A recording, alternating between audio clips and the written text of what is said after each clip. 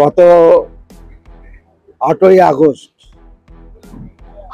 আরজিকর হাসপাতালে যে নারকীয় ঘটনা ঘটেছে, অর্থাৎ একজন ডাক্তার, মহিলা ডাক্তার ধর্ষণ এবং খুন হয়েছে, তার প্রতিবাদে আজকে আমাদের এখানে অবস্থান।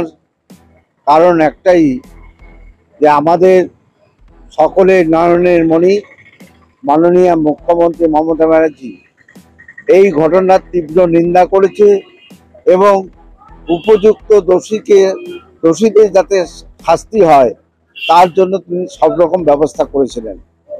এমনকি মমতা ব্যানার্জির নির্দেশে আমাদের পুলিশ যে আসল কালপিট তাকে সঙ্গে সঙ্গে অ্যারেস্ট করেছে এবং আরজিকরের ভিতরে যে আর কোনো চক্রান্ত ছিল কিনা সেই জন্য তিনি রবিবার পর্যন্ত সময় চেয়েছিলেন।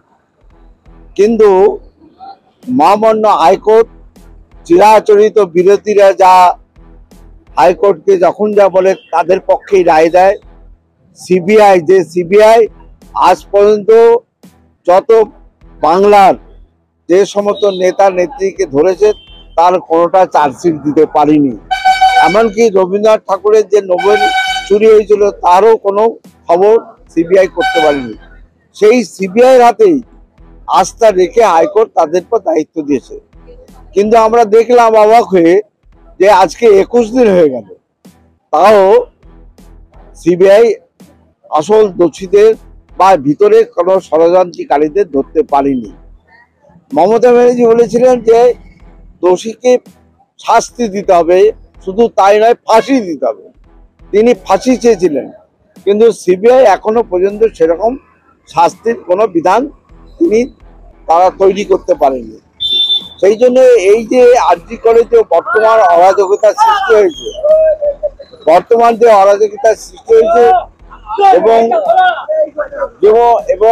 ডাক্তার যে মহিলা ডাক্তার যে খুন হয়েছে তার বিরুদ্ধে ঠিক এইভাবে আরজিকরের সমস্ত জুনিয়র ডাক্তাররাও আন্দোলনে নেমেছে।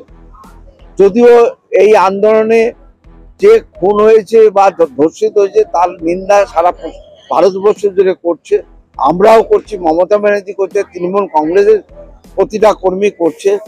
তবুও আমি মনে করি যে ডাক্তারদের এই আন্দোলন প্রথম দিকে সমর্থনযোগ্য ছিল, কিন্তু সেই আন্দোলনের মধ্যে দিয়ে যে আরো কত যে পেশেন্টগুলো, গরিব মানুষ পেশেন্টগুলো মৃত্যুবরণ করছে, এটা অত্যন্ত নিন্দনীয় দুঃখজনক ঘটনা। তা আমরা সিবিআই মূলত আজকে যে আমাদের অবস্থান বিক্ষোভ এবং কর্মসূচি আমাদের নেত্রী 28শে আগস্ট ঘোষণা করেছে, সেইভাবে আমরা রাস্তায় নেমেছি। যে আমরা চাই প্রকৃত যে দোষী তাদের উদ্ঘাটন করে উপযুক্ত মমতা ব্যানার্জি যে সুর তার ফাঁসির ব্যবস্থা করা। কেন 21 দিন দেরি হচ্ছে সিবিআই কে জবাব দিতে হবে, সেই জন্য আজকে আমরা রাজপথে নেমেছি। মমতা ব্যানার্জি ফস করতে বলছে, কারণ মমতা ব্যানার্জি 11 সালে এসেছিল বদলা নয় বদল চাই।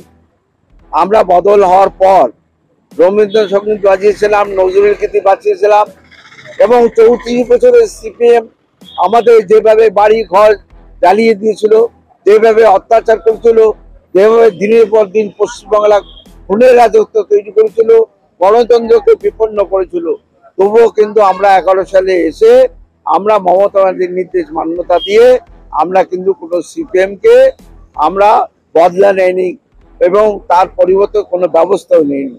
বরং আমরা কাজের মধ্যে দিয়ে, উন্নয়নের মধ্যে দিয়ে ভালোবেসে জনগণকে আমাদের কাছে টানতে এসেছিলাম।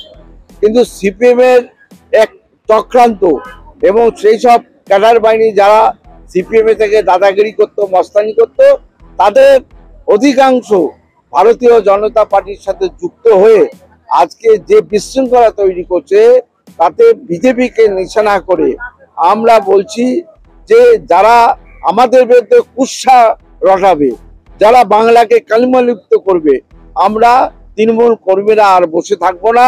কুৎসার বদলে আমরা কিন্তু ফোর্স করব, সেটা মারের বদলে আর নয়, কুৎসার বদলে আমরা তার উপযুক্ত ব্যবস্থা নেব। সেইটাই আমাদের একমাত্র অঙ্গীকার বা সেইটাই মমতা ব্যানার্জি বলতে চেয়েছেন। বাংলার মুখ্যমন্ত্রী সর্বভারতীয় তৃণমূল কংগ্রেসের সভানেত্রী আমাদের সেনাপতি অভিষেক বন্দ্যোপাধ্যায় এবং মমতা বন্দ্যোপাধ্যায়ের নির্দেশক্রমে যে ঘোষিত কর্মসূচি, যেটা বিগত 8ই আগস্ট আরজিকরে একটা ঘটনা কেন্দ্র করে যে একজন ডাক্তার মারা গিয়েছিলেন, তার প্রতিবাদে আমরা আজকে সুবিচার পাওয়ার জন্য আমরা আজকে পথে নেমেছি। আমাদের মাননীয় মুখ্যমন্ত্রী এই প্রথম থেকে 8ই আগস্ট থেকে 3-4 দিনের মধ্যে যে দোষী তাকে অ্যারেস্ট করেছে, কিন্তু তার পরবর্তীতে আমাদের নেত্রী গাইডলাইন দিয়েছিল পুলিশকে 1 সপ্তাহের মধ্যে আয়ের সাজা আমরা চাই, কিন্তু মহামান্য আদালত কলকাতা হাইকোর্ট সিবিআই এর কাছে তার 3 দিন পরে গিয়ে ট্রান্সফার করে কেসটা, কিন্তু দীর্ঘ আজ 21 দিন পার হয়ে গেল, এখনো পর্যন্ত সিবিআই তার কোনো সদুত্তর করতে পারেনি বা তার দোষী সাব্যস্ত করে তার সাজা করতে পারেনি। এরই প্রতিবাদে সিবিআই এর বিরুদ্ধে বা বিজেপির যে চক্রান্ত বাংলাকে ভাগ করা বা মৃত্যুকে নিয়ে রাজনীতি করা, তারই প্রতিবাদে আজকে রানাঘাট 2A ব্লকে আমরা অবস্থান বিক্ষোভ করছি এবং আগামীতে এর থেকে আরো দীর্ঘ লড়াই আমরা করব যাতে দোষীরা দোষী সাব্যস্ত হয়ে তাদের সাজা হয়।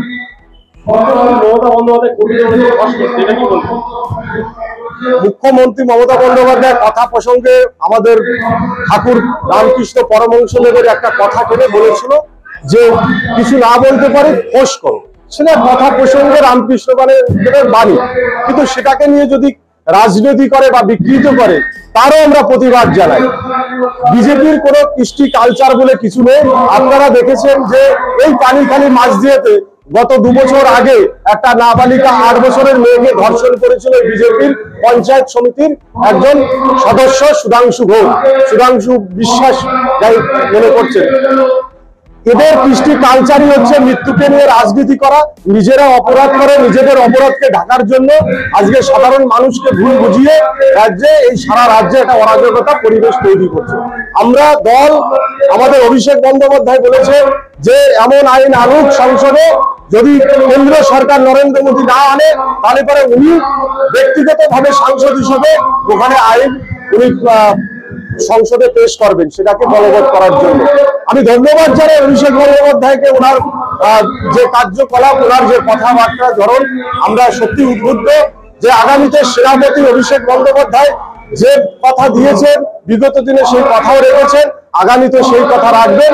আমরা সমস্ত এলাকার জনসাধারণ, যারা সাধারণ মানুষ, সকলের কাছে করজোড়ে আবেদন করব, বিজেপির এই বিভ্রান্তিমূলক কথাবার্তা, বিজেপির এই নোংরা রাজনীতির মধ্যে আপনারা কেউ পা দেবেন না। আসুন আমরা সকলে একসাথে এই ন্যায় বিচারের সাথে আমরা দোষীকে সাব্যস্ত করে আমরা ফাঁসির সাজা আমরা চাইছি, যত তাড়াতাড়ি সম্ভব যাতে ফাঁসি হয় সেই ব্যবস্থাটা করব। আমি রানাঘাট 2A ব্লকের সভাপতি মনোজিৎ বিশ্বাস।